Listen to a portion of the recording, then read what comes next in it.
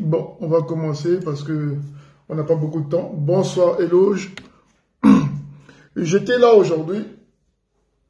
Je le causais avec un ami congolais qui vient de l'Afrique du Sud. Et on est arrivé à la même conclusion. Au fait, quand on regarde un peu toutes les dictatures du monde, parce que bon, on va partir de là pour faire un peu le petit bilan du PCT. Si je vais prendre les plus grands dictateurs du monde, pour que nous puissions comprendre un peu ce qui nous arrive, nous, au Congo-Brazzaville. Je vais prendre Staline. Staline, c'est l'un des plus grands dictateurs au monde. Il a fait tuer au moins plus de 10 millions de Russes. Tout ce qu'on peut dire sur Staline, mais on ne vous dira jamais que Staline a détruit l'éducation en Russie. C'était un sanguinaire, Staline. Il a fait tuer beaucoup de gens.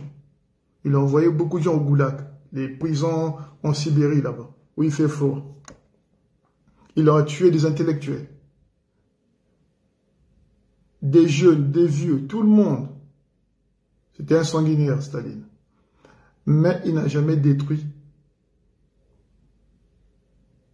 l'éducation et la santé en Russie. Il n'a jamais cédé une part de la Russie à un quelconque pays. Il n'a rien vendu la laisser. C'est-à-dire qu'il a protégé son peuple tout en étant dictateur. Il a vu la grandeur de son peuple. Il n'a pas divisé les Russes d'un côté les Cosaques ou les Kazakhstan ou je ne sais pas quoi. Ou des... Non, non. Il a unifié la Russie tout en la maîtrisant sous la dictature. Je passe à Hitler. Il a fait tuer plus de 6 millions de Juifs. Mais si on voit un peu l'héritage d'Hitler sur le plan économique, Hitler a ramené le plein emploi en Allemagne. Il a conçu les plus grands axes des grandes villes allemandes. L'architecture, tout ça, les routes. Un criminel, un fou, mais qui laisse quand même un peu d'héritage. Je prends Ceausescu en Roumanie. Il a laissé quand même l'héritage des écoles. Tout ça. On va citer qui encore comme dictateur qui est sanguinaire. On va prendre Kadhafi en Afrique. Il était pour lui un peu mégalo, mais il a quand même laissé un pays qui est au désert. Il a mis des routes, de l'eau, des fleuves, tout ça. Il a laissé un bon héritage. Aujourd'hui même, certains regrettent. Mais quand on se focalise sur l'héritage du PCT, qu'est-ce que le PCT réellement, son parti pris de façon rationnelle? Qu'est-ce que le PCT va léguer au Congo, si ce n'est que le désastre et le chaos? Ça, c'est son parti pris. Je vais faire ça de façon simple. Le PCT, c'est le seul parti au Congo-Brazzaville qui avait dirigé ce pays-là sans opposition. Même les opposants sont des vendus. C'est-à-dire, c'est le seul parti au monde. Même Staline avait des opposants qui l'emmerdaient un peu à l'étranger, à ceci, soutenus par les Américains. Donc, il était un peu parano, il était sur le qui-vive. C'est un peu ce qui se passe avec Poutine. Il sait qu'il faut qu'il contrôle le pays complètement parce qu'il y a les Américains et les Européens. À chaque incartade, ils vont lui faire mal. Mais le PCT, c'est le seul parti au Congo-Brazzaville qui a commandé ce pays-là sans opposition. Avec la bénédiction de toutes les grandes puissances du monde, c'est-à-dire les Américains, les Français, les Européens. Parce que M. Sassou Nguesso voyage un peu partout. Il est reçu partout dans le monde. S'ils le reçoivent un peu à gauche, à droite, c'est qu'ils le soutiennent. Mais bizarrement, au Congo, rien n'a évolué. C'est-à-dire, on ne peut pas s'asseoir aujourd'hui et dire qu'on a le courant au Congo-Brazzaville parce que le PCT était au pouvoir. On ne peut pas dire aujourd'hui qu'on a l'électricité, l'eau courante au robinet parce que le PCT est au pouvoir. Jamais. C'est-à-dire, il n'y a pas une chose où je m'assois, moi, en tant que Congolais de souche, que je peux dire que ça c'est bien que le PCT a fait. S'il y a quelqu'un qui connaît quelque chose que le PCT a fait de bien, à nous autres là, Congolais, Ben, écrivez en bas. Vous imaginez? Qui m'envoie un message. Moi, je pense que quand on domine un pays comme ça, quand vous avez gagné le pouvoir par les armes, et vous avez fait asseoir ce pouvoir-là, il n'y a pas d'opposition. Je pense que vous êtes libre de créer des emplois, de construire des routes, de faire le maximum possible avec l'argent du peuple, de laisser un bon héritage. Un bon héritage, c'est-à-dire parce que vous n'êtes pas embêté.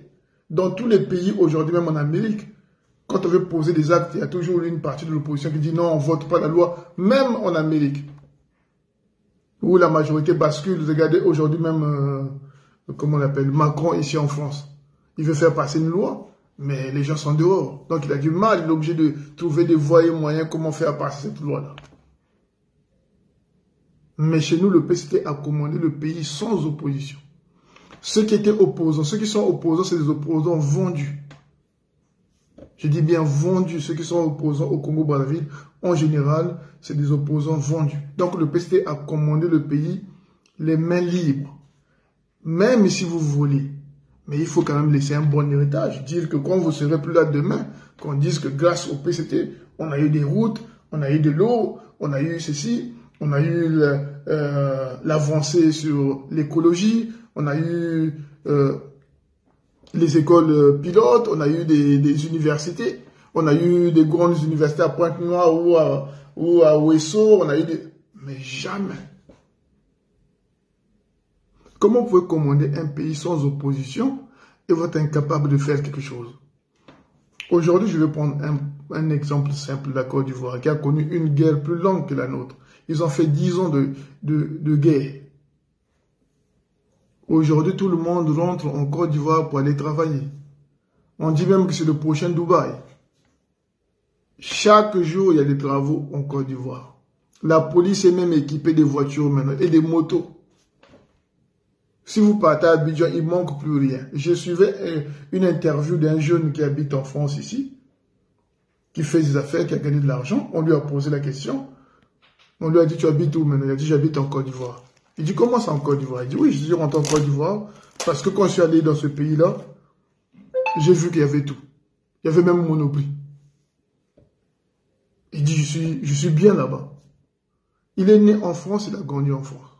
Parce qu'en Côte d'Ivoire, il y a le courant, il y a l'eau, il y a les routes, il y a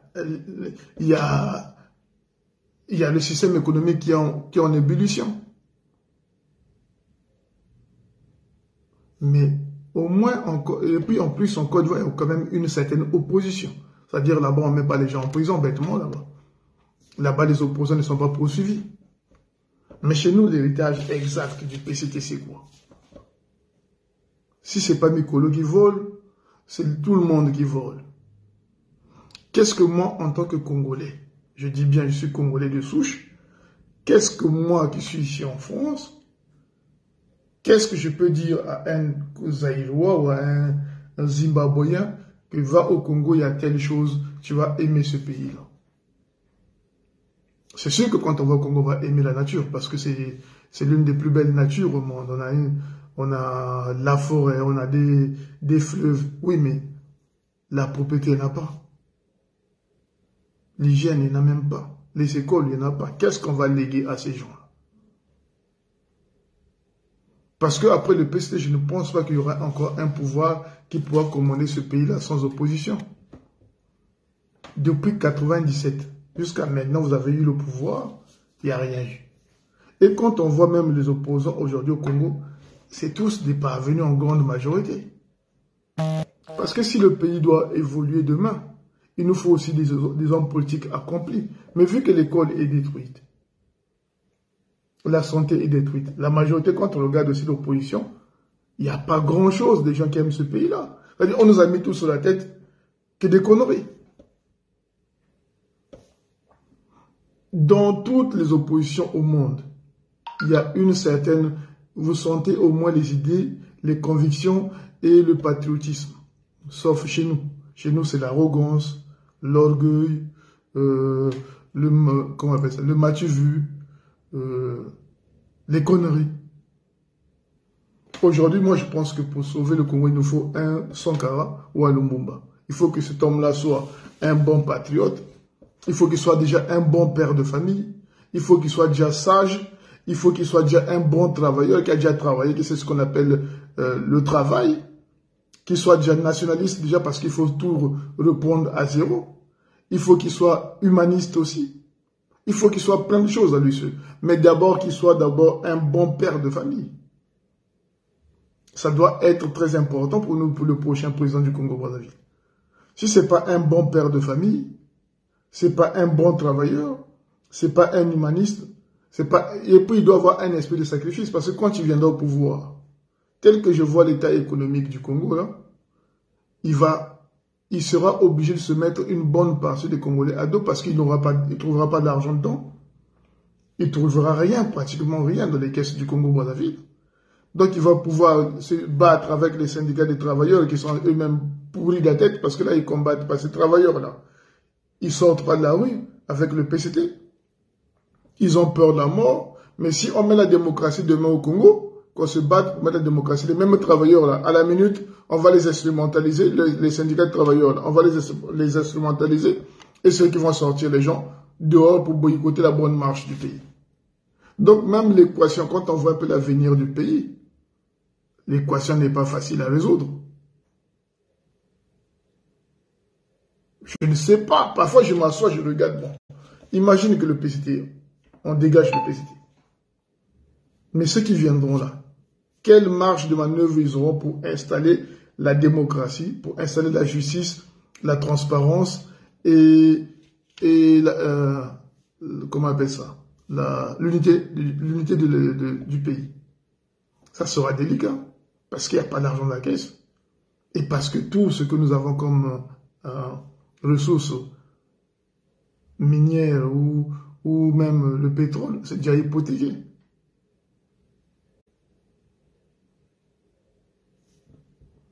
Moi, j'essaie de fouiller. Si vous avez vu quelque chose que le PC nous a fait d'important, écrivez en bas. Mais je suis sûr et certain qu'après le PCT, il y aura le chaos. Il y aura le chaos parce que beaucoup de jeunes chez nous qui font la politique ne sont pas bien formés et ne sont pas très nets eux-mêmes. Il nous faut un bon père de famille déjà. Pas un coureur de jupons, pas un homme qui a 50 gosses, 24 gosses, de mères différentes. Il faut qu'il soit déjà stable sur le plan familial déjà et qu'il soit patriote et qu'il ait des convictions. Parce que ce ne sera pas facile. Le PCT ne va pas faciliter la tâche aux gens parce qu'eux, ils ont pourri ce pays-là. Ils ont gaspillé le pays. Donc leur souhait à eux, leur souhait qui restera dans leur tête, leur seul souhait c'est boycotter tout processus démocratique au Congo-Brazzaville. Parce qu'ils ont échoué lamentablement. Seul, c'est comme tu prends une voiture neuve, tu roules sur l'autoroute, et tout seul tu sors de l'autoroute, tu vas cogner un arbre. Moi, je ne sais pas ce que nous allons trouver là-bas, mais je suis sûr et certain que l'avenir du Congo de demain, si on n'est pas unis nous-mêmes, si tout le peuple congolais n'est pas conscient que le pays a été hypothéqué, et s'ils ne comprennent pas les nouveaux dirigeants qui viendront demain, qu'il faut faire des sacrifices.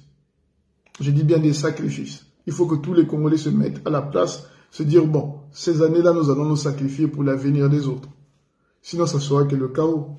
Parce que même aujourd'hui, il y a une tendance des gens, bien sûr, il y a une tendance des gens aujourd'hui au Congo, des jeunes gens, parce que j'en parle soit des jeunes gens, ils souhaitent même qu'il y ait la guerre au Congo, pas seulement pour changer les choses, pour piller les gens et fuir en France.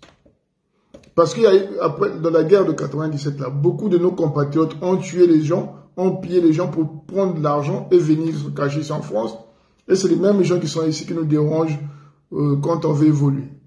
C'est tous les fous là qui font des directs sur Internet, qui se mettent nus, ou les femmes, toutes ces femmes-là qui s'exhibent sur les réseaux sociaux. Et il y a une race encore au Congo-Brazzaville des fainéants, des inaptes mentales, des inaptes mentaux plutôt, qui souhaitent qu'il y ait une guerre au Congo-Brazzaville pour changer les choses, pour qu'ils puissent tuer juste les gens, prendre l'argent et venir en France. ou en Europe. Donc voilà la situation qui se trouve au Congo-Brazzaville. Une situation très délicate. Moi, j'ai vraiment pitié pour ces gens-là qui sont là-bas. Moi, je ne sais pas comment ils vont s'en sortir. Parce que moi, j'ai eu la chance d'avoir des amis ivoiriens. J'ai la chance d'avoir des amis maliens, sénégalais qui sont noirs. Parce que si je prends les blancs, vous allez dire, ah non, ils sont blancs, ils sont développés depuis longtemps. J'ai beaucoup d'amis ivoiriens. La façon qu'ils parlent de leur pays, la rage qu'ils ont envie de le repartir chez eux, la façon qu'ils sont pressés de rentrer chez eux, je trouve ça extraordinaire. Quand un Ivoirien vient en France, il a eu ses papiers, qu'il a trouvé un boulot, même sentinelle, il met de côté c'est pour rentrer chez lui dans son pays. Il a déjà un projet. Quand un Malien vient en France, qu'il a eu ses papiers, qu'il a eu son petit appartement, un boulot, il est déjà focalisé sur le Mali. Le Sénégalais, pareil. Le Ghanéen, pareil. Le Nigérian, pareil. Nous sommes la seule race, nous et les Aïrois et nous, que dès qu'on a des papiers, l'envie du pays est partie. C'est comme s'il y avait, c'était l'enfer, donc on est sauvé. On n'est pas sauvé du tout. Parce qu'en Europe aussi, il y a des changements qui arrivent. Et chaque fois qu'il y aura des changements, il faut des boucs émissaires. On ne sait pas ce que demain nous préserve. Nous avons en face des Européens qui sont largement plus développés que nous, qui réfléchissent différemment de nous, qui voient des coups en avance. Nous, on vit du jour au jour. Même quand tu vois nos économies, c'est des économies. Quand tu vois 90%, on va dire 70% des Congolais ici en France, ils ne maîtrisent même pas leur gestion de salaire. Alors, demain, ça peut changer en Europe. Là, la guerre en Russie. Ça peut se généraliser. On ne sait pas.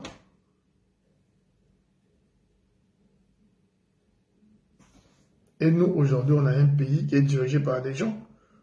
Chaque jour, c'est des scandales financiers ou des violences politiques. Tout le monde, aucun héritage aujourd'hui que le PCT va nous laisser. L'école n'existe pas, la santé, n'en parlons plus. Il y a quoi au Congo-Brazzaville que le PCT peut nous léguer et on peut se le garder pour dire on est fiers de ce parti-là.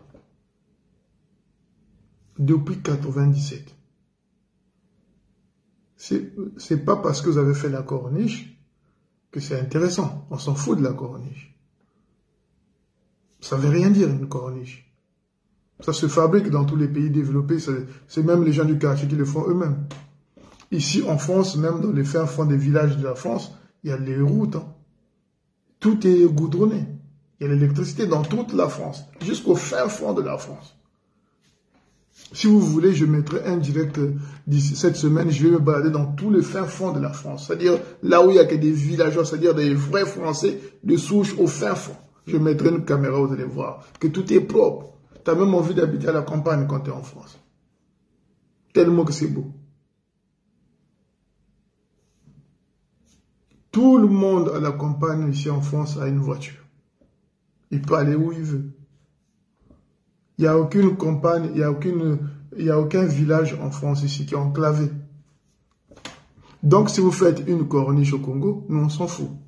Si vous faites votre autoroute là qui commence à Guinguitélé jusqu'à Pointe-Noire, parce que l'autoroute normalement devait passer dans le pôle. Vous avez contourné le pôle de Guinguitélé pour aller à Pointe-Noire. Ça c'est pas l'autoroute ça.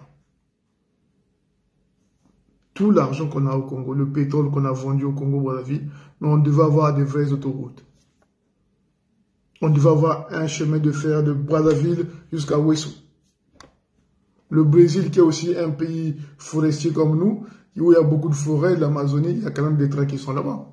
Il y a des routes au Brésil. Et pourtant, c'est grand. Il y a la forêt, il y a des fleuves au Brésil. Mais il y a c'est désenclavé, le Brésil. Mais si on compte pour le nombre d'habitants, le Brésil et le Congo, nous sommes mieux lotis, on n'est que 5 millions.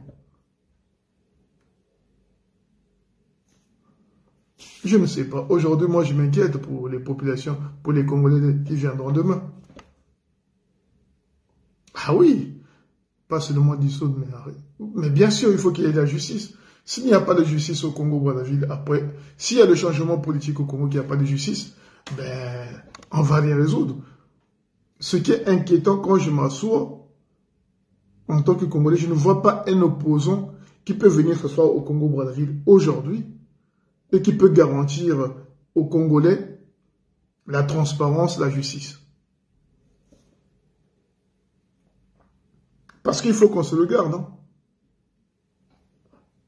Les Congolais, c'est nous tous. Hein. Regardez nos opposants. Regardez ceux qui sont au pouvoir et nos opposants. Écoutez leurs discours. C'est ce qu'on dit parfois. Chasse le naturel et reviens au galop. Si tu regardes juste un peu, au départ, ils disent des choses intéressantes. Après, tu les suis. Moi, c'est comme ça que je fais. Quand il y a une opposition, il y a un opposant congolais qui parle, je le suis acte par acte. Comment il évolue tout seul. Au début, il commence toujours bien. Un discours malin, véreux, où ils disent des bonnes choses, Sassou Nguesso a tué, machin, le même discours qu'on nous raconte depuis Sassou 1. Et quand il arrive au sommet, soit il vire tribaliste, soit il vire dans les insultes bidons pour aller inventer des histoires dormir debout, soit il se glorifie d'être descendant de je ne sais pas de quel royaume. Nous avons besoin des hommes politiques qui ont des convictions, des patriotes, un homme serein, un homme droit, un vrai Congolais qui s'assoit, qui dit bon ok, c'est mon pays, je vais le défendre de tous mes moyens. Ça sera dur, mais il va même se sacrifier lui-même pour le pays. Il y a beaucoup de gens qui sont sacrifiés, qui savaient que la route était difficile. Suivez Sankara. Sankara savait au dernier moment qu'il serait tué. Il n'a pas divisé son pays. Il savait qu'il devait être tué au dernier moment. Mais il a préféré se sacrifier. Il avait quel âge Sankara? Peut-être même pas 30 ans. Et c'est grâce à Sankara aujourd'hui que le Burkina Faso est un pays visible maintenant. Avant le Burkina Faso, ça s'appelle la Haute-Volta. Qui connaissait la Haute-Volta à l'époque? Au feu venait faire tout ce qu'il voulait au Burkina Faso. C'est lui qui a déporté les Burkinabés pour venir faire les champs en Côte d'Ivoire, les champs de café cacao. Si vous partez en Côte d'Ivoire, les champs de café cacao, là, c'est les Burkinabés qui travaillaient là-bas, qui travaillent toujours là-bas. C'est grâce à Sankara que ce pays-là est devenu un peu plus visible et plus stable et plus fier d'être burkinabé. Quand Yamego était au pouvoir avant Sankara, c'est n'importe quoi. C'est un peu ce qui se passe au Gabon. C'est un peu n'importe quoi. Parce que ils ont les Français qui leur donnent le pouvoir là-bas, de père en fils. Et regarde le Gabon aujourd'hui. Je m'intéresse un peu à ce pays-là pour regarder comment. Il n'y a que des pervers là-bas. Chaque jour, quand je regarde les news du Gabon, c'est des gens qui violent les enfants, c'est des gens qui tuent les gens. C'est un petit pays, mais il y a un taux de criminalité dans ce pays-là que je ne croyais même pas. Je dis, ça c'est le Gabon, ça. Regardez. C'est pour ça que je lance un appel à tous les Congolais de réfléchir sérieusement sur tout ce qui va se passer au Congo-Brazzaville. Il ne faudra pas qu'on déshabille Saint-Pierre pour habiller Saint-Paul. Le bilan du PCT est négatif. C'est un bilan aujourd'hui, tout Congolais, je dis bien tout Congolais qui aime ce pays-là, tout Congolais qui se sent Congolais ne peut pas apprécier et ne peut pas tolérer. C'est un bilan néfaste. C'est un bilan de la honte. Et ceux qui viendront demain, il faut que le peuple soit vigilant. Parce que si nous enlevons le PCT pour mettre tout un orgueilleux ou un arrogant au pouvoir, un homme qui n'est pas sage, qui va courir derrière les femmes, qui va nous faire des enfants en pagaille, ben le Congo, ce soit le chaos. Parce qu'aujourd'hui, je peux dire que 40% des jeunes du Congolais veulent qu'il y ait la pagaille au Congo, qu'ils prennent des armes pour tuer d'autres Congolais. Et ça, c'est pas normal. Pendant que dans d'autres pays, là, les Ivoiriens veulent se battre pour construire chez eux, pour avoir des projets, ils font des projets chez eux. Je vais aller jeudi, je ne travaille pas jeudi, j'ai posé ma journée. J'ai un ami ivoirien que je vais voir jeudi, je vous le montrerai, je ferai un direct avec lui. C'est mon ami. C'est lui qui a tout fait pour que moi je vienne en France, un Ivoirien. Il n'est jamais venu habiter en France. Il a toujours fait des affaires. Moi, j'ai quitté la Côte d'Ivoire pendant qu'il était en guerre. Moi, j'ai quitté la Côte d'Ivoire le jour du coup d'État. Non, 2 semaines après le coup d'État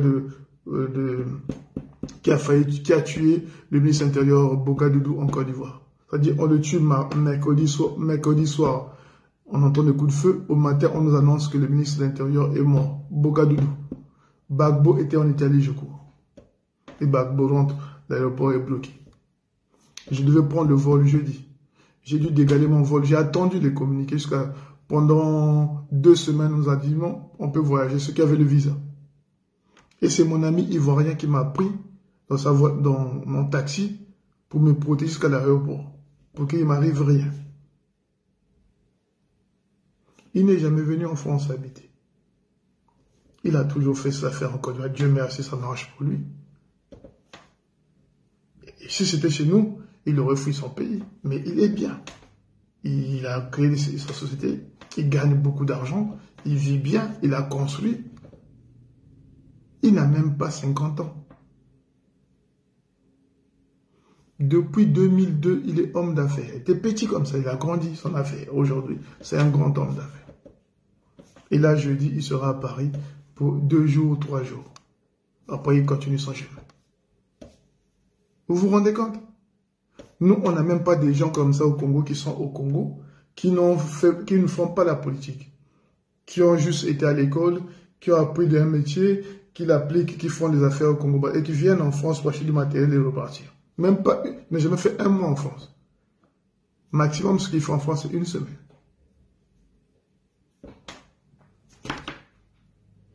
Voilà, mes chers amis du PCT, votre héritage, c'est l'idiotie des jeunes, c'est la perversion, c'est l'alcoolisme des jeunes, maintenant on va aller à l'homosexualité et la pédophilie, parce qu'aujourd'hui, tel que je vois ces jeunes gens-là danser matin, midi et soir, Moupacho là, on va juste faire la promotion de l'homosexualité au Congo-Brazzaville. Tous ces gamins là, vous avez entendu les audios là où il y a un homme politique qui a abusé d'un jeune gens au Congo-Brazzaville, là-bas le petit a des boutons, il se... Pardon. Vous êtes en train de faire la promotion de l'homosexualité au Congo-Brazzaville. Tous ces jeunes-là que je vois danser, s'exhiber les fesses, là, montrer leurs vêtements, leurs sous-vêtements, vous allez finir comme les homos. Vous allez finir par banaliser l'homosexualité. Vous êtes les hétérosexuels à la base, mais vous allez devenir des homosexuels. J'aurais bien voulu que vous alliez d'abord à l'école et devenir homosexuel après. Mais là, sans éducation et homosexuel, je pense que ce ne sera pas facile pour vous.